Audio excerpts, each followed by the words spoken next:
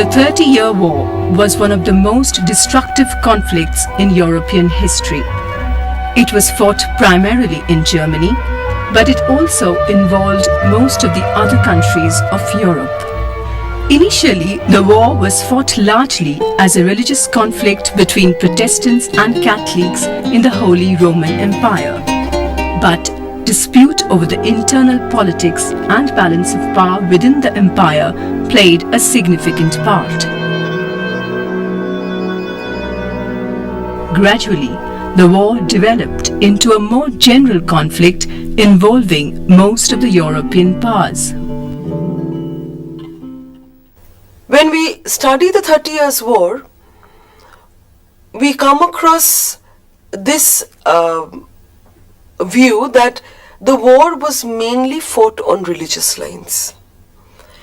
But how far it was a religious war, or how far it was ostensibly a political one, you will be able to deduce that, or you will be able to conclude that as we discuss the topic. The 30-Year War can be divided into 4 phases: the Bohemian Revolt, Danish Intervention, Swedish Intervention, and the French Intervention. The 30 Years' War was started when the Austrian Habsburgs wanted to keep intact their position in their hereditary lands of Austria and Bohemia. And they also were intent on gaining control over the Holy Roman Empire, which was, of course, as you know, the most important seat of power. Anyone who could control the Holy Roman Empire would be given the most important position in European power politics. By 1617, it was apparent that Matthias, the Holy Roman Emperor, would die without an heir and would be succeeded by his nearest male relative, Archduke Ferdinand II. Ferdinand, having been educated by the Jesuits, was a staunch Catholic who wanted to impose religious uniformity in his land.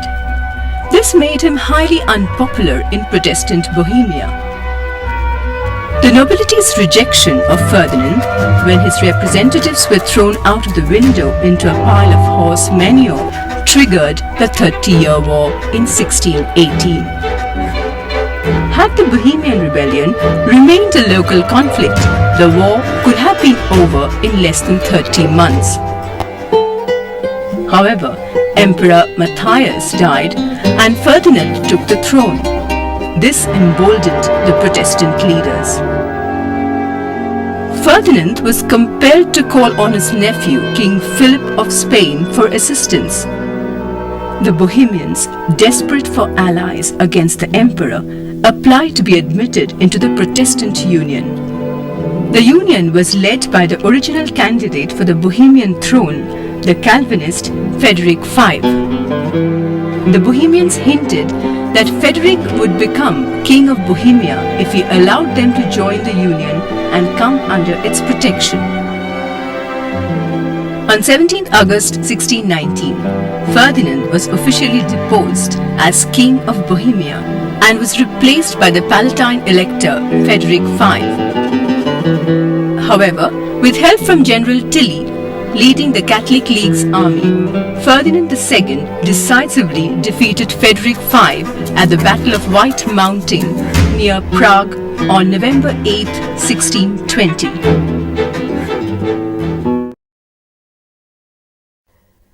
In 1620, Bohemia was crushed by a superior force in a very famous battle, the Battle of White Mountain, which was fought outside the famous city of Prague.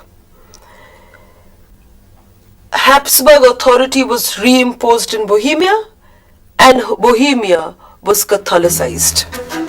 In addition to becoming Catholic, Bohemia would remain in Habsburg hands for nearly 300 years. At the same time, we find that the Spanish troops were intent on establishing a link between what was the Spanish Netherlands, which is today's Belgium, and we have the Spanish positions in northern Italy. They were intent on maintaining the communication lines between the northern Italian possessions as well as the Spanish Netherlands, which is Belgium. This route was very crucial to them because in 1621 their agreement with the Dutch came to an end and war resumed between the Spaniards and the Dutch. This phase of the war consisted of much smaller battles, mostly sieges conducted by the Spanish army. Mannheim and Heidelberg fell in 1622 and Frankenthal was taken 2 years later, thus leaving the Palatine in the hands of the Spanish. The Dutch, on their part, encouraged opposition to the Habsburgs in Germany. Ferdinand entrusted his troops to a Bohemian military entrepreneur who was called Wallenstein. He was, of course, very famous, and he was successful in defeating the Dutch Ernest Count of Mansfield at a place called Dessau on 25th April 1626. Christian IV of Denmark was then encouraged to intervene on the Protestant side. At Luther, on 27th August 1626, he was defeated by Count Tilly, the general of the Catholic League, led by Duke Maximilian I of Bavaria. The Danes were driven out of North Germany in 1629 and were forced out of the war. Negotiations were concluded with the Treaty of Lubeck in 1629, which stated that Christian IV could keep his control over Denmark if he would abandon his support for the Protestant German states. Thus, in the following 2 years, more land was subjugated by the Catholic powers.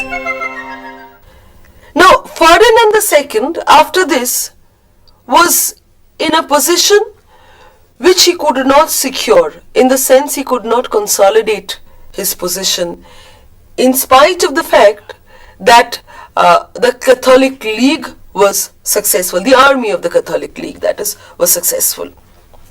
And he was, or the most potent challenge to his authority came from Gustavus Adolphus of Sweden. The period of Gustavus Adolphus of Sweden is between 1611 and 1632. He was a warrior monarch, spent his early years fighting the Danes, that is against Denmark, Russia and Poland. But by the time it was the 1620s, he became increasingly concerned about the ascendancy of the Habsburg authority, and specifically on the German shore of the Baltic, and he was encouraged to act by France.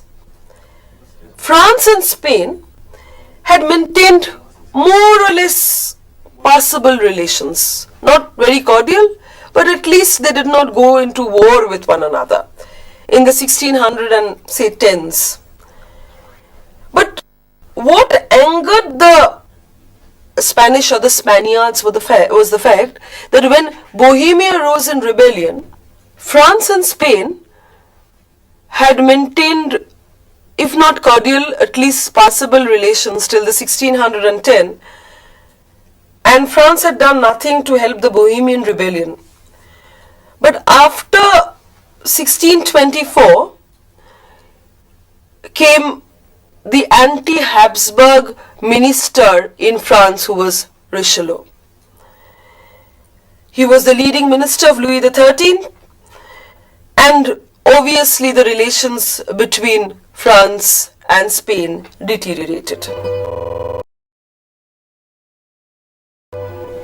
Cardinal Richelieu, the chief minister of King Louis XIII of France, felt that Habsburg were too powerful since they held a number of territories on France's eastern border. After the Swedish rout of Nordlingen in 1634, Richelieu made the decision to enter into direct war against Habsburg.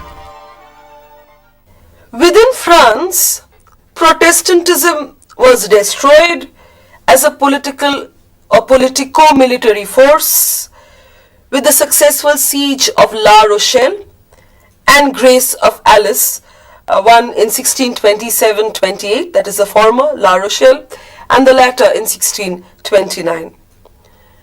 But where his foreign policy was concerned, Richelieu chose to side with the Protestants.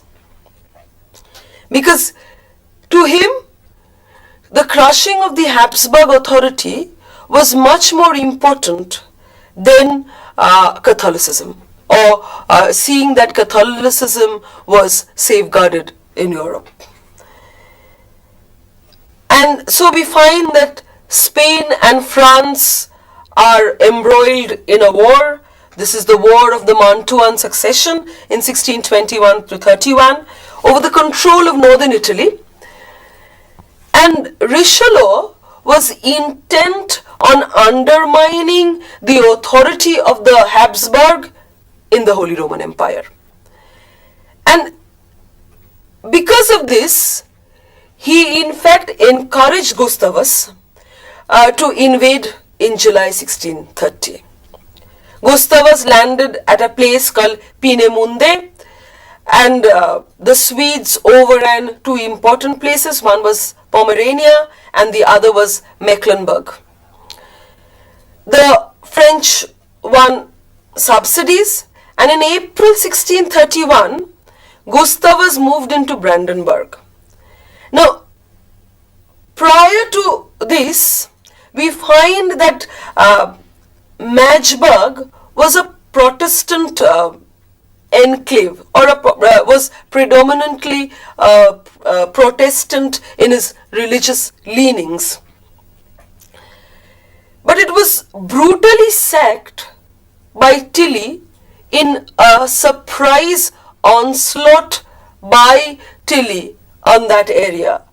And this led to a kind of a fear psychosis in the minds of Brandenburg. So they chose to side with Gustavus when Gustavus landed there. In the same way, we find when Tilly advanced towards Saxony, that electorate also went to the camp of Gustavus. The first very important battle that was fought was on 17 September 1631. The two armies met at the battlefield of Bittenfeld, which was the largest or the biggest warfare in terms of manpower. Both sides had an enormous army, fielded in fact enormous armies. And Gustavus won the battle. This was because of the numerical strength and the resilience of the Swedish army. In spite of the fact that their Saxon allies were very inexperienced, the Swedes showed that kind of bravery and resilience which eventually benefited them and helped them to win the war, or rather the battle, not the war. And to the extent in which Swedish defensive position allowed them to use firepower. Particularly, they had a in comparison, their artillery was superior to that of Tilly. মানে ক্ষেত্রে তো সামরিক বিপ্লবের দ্বারা খুব ভাবে সামরিক বিপ্লব অনেকভাবে সাহায্য করেছিল। The use of gunpowder does two things. One is it shortens the period of war, because you can achieve or you can attack your opponent, and the attack is much more lethal in comparison to the previous period. And if you have a better artillery, then your victory is more or less ensured. This victory at Bittenfeld helped to help the Protestants in a way that reluctant German princes now started or joined the camp of the Protestant or Gustavus. And Gustavus, of course, was not very content with his victory at Bittenfeld. He moved towards central Germany and he took places like Wurzburg, Frankfurt, and the Saxons on their part took Prague. In 1632, Gustavus planned to overrun Bavaria. And of course, once Bavaria is conquered, the next would be to conquer Austria. Tilly was killed when he failed to stop the invasion of Bavaria, and Munich fell on 17th May. Ferdinand II was desperate. He reappointed Wallenstein. Actually, Wallenstein had been dismissed or removed because he was unpopular with the German princes. But obviously Ferdinand had no option then. He was desperate and he reinstated Wallenstein. We find that the general's threat to Saxony led Gustavus to move northwards. The Swedes now were not very successful against Wallenstein because Wallenstein at that time was cooped in a very fortified area of Alte Veste. What actually happened to the Swedes was this, that they lost heavily. They lost their personnel, the armed personnel heavily, because some of them deserted, a lot of them deserted, not some of them deserted, a lot of them deserted, and there were supply problems. That supply lines to the Swedes were cut off. So these two resulted in reverses of the Swedes against Wallenstein, though yet we do not have a frontal battle, because Wallenstein is holed up in a fortified place called Alte Veste. Wallenstein was now convinced that the campaign was over because more or less the Swedish army had dismantled, their supply lines were cut off, so he was quite contented that the war or the battle is at least over. And so he began to disperse his troops. Gustavus attacked him at Lutzen in 17th November 1632. This battle was an inconclusive battle, but what actually happened, much to the detriment of the Swedish troops, was that Gustavus was killed. And the Protestant forces lacking his leadership were defeated at the First Battle of Nordlingen. Now, after the death of Gustavus, after the fact that Gustavus was killed in battle, the initiative increasingly went into the hands of the Habsburgs. Wallenstein started following his own policy. He was a very independent sort of a person, and because of this he was removed by the king or by the emperor. At Nordlingen, a joint Austro-Spanish army defeated the Swedes. This was in 6 September 1634. This led to the Swedish loss of southern Germany, and we have the Peace of Prague in 1635, by which Saxony abandoned the Swedes. Most of the German Protestant princes were reconciled to the emperor, and the war was increasingly won. Now this is another very novel turn to the war. The war now became a war which was increasingly being fought by foreigners on the German side. Now, during this time, France so long was sitting on the fence. It first actively and then tacitly supported Gustavus. Now, once Gustavus was killed and the Swedes suffered reverses, and of course they were driven out of southern Germany, France entered the fray.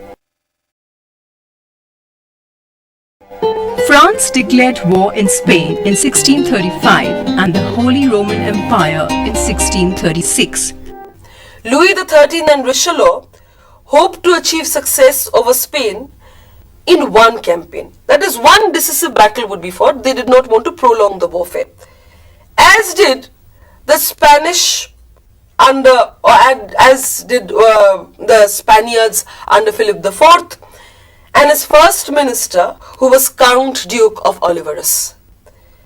But the large armies that one needs to fight decisive battles were lacking. Neither did the French have it, nor did the Spaniards.